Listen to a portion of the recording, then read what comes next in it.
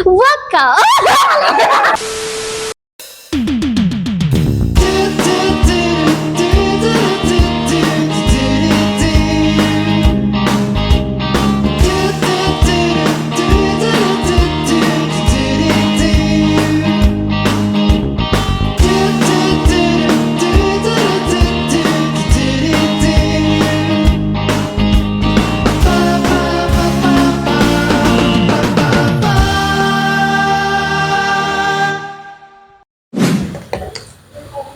Hello mga kasubemyan! Welcome to College of Business Economics and Management. Ako nga pala si Tricia Melaguer, a second-year BS Accountancy student, and for today's video, samahan niyo akong kilalanin ng si Bem at ang kurso kong BS Accountancy. Let's go! Leadership, scholarship, character, and service. These are 4 core values promoted by Bicol University. Bicol University is a premier state university founded on June 21, 1969 through RA 5521. The Bicol University is divided into multiple colleges, and one of those is the College of Business, Economics, and Management, shortly known as CBEM. One of its program, BS Accountancy, is a 4-year course which prepares students with the skills and knowledge of becoming certified public accountants. Unlike others, this program imposes a grade retention policy, a grade of 2.4 in each of their reader subjects. Nakakapagtaka, bakit kahit gaano kahirap ang BSA, ang dami pa rin sumusubok at nag-enroll? Tulad ko, kaya't napapaisip ako minsan, ano nga ba ang rason? Bakit kaya ako nag-BSA? Why did you choose BS Accountancy?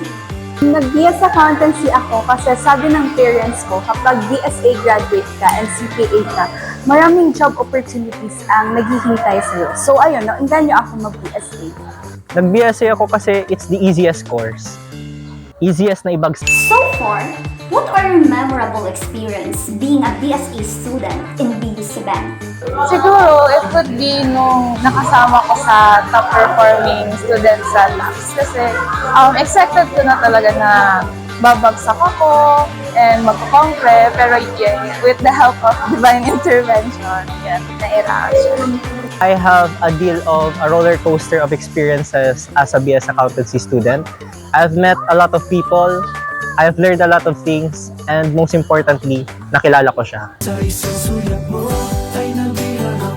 After you graduate, what are your goals? My goal would be to pass the Supale and then find a job in an auditing firm, and also to advocate for financial literacy para magamit yung natutunan ko, para ma-share ko yun sa ibang tao. I most probably see myself as a certified public accountant working in an audit firm, and gusto ko talaga yumaman.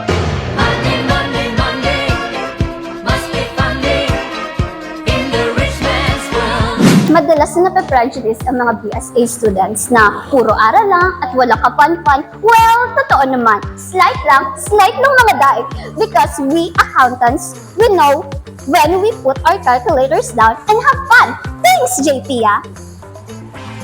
The Junior Philippine Institute of Accountants, also known as JPA, provides the fund for the BSA students. JPA Bicol University Chapter is one of the franchises from the National Organization of BS Accountancy and Related Program Students, National Federation of Junior Philippine Institute of Accountants.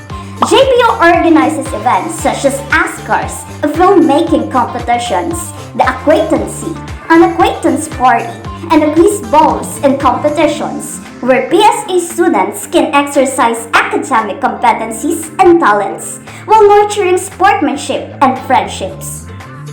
Hindi naman talaga may pagkakaila na mahirap ang BS Accountancy. But despite these difficulties, students like us still choose this course because at the end of all of this, it will be all worth it. Lalong-lalo na kilala ang Bicol University sa pag-produce ng mga top-notchers in the board. One of the latest in our field is Ms. Bethany Carizo, 7th placer in the May 2022 CPA licensure examination. To those who want to take up BS Accountancy, you are always welcome at BU student. Dahil sa BS Accountancy, hindi kayo magsisisi.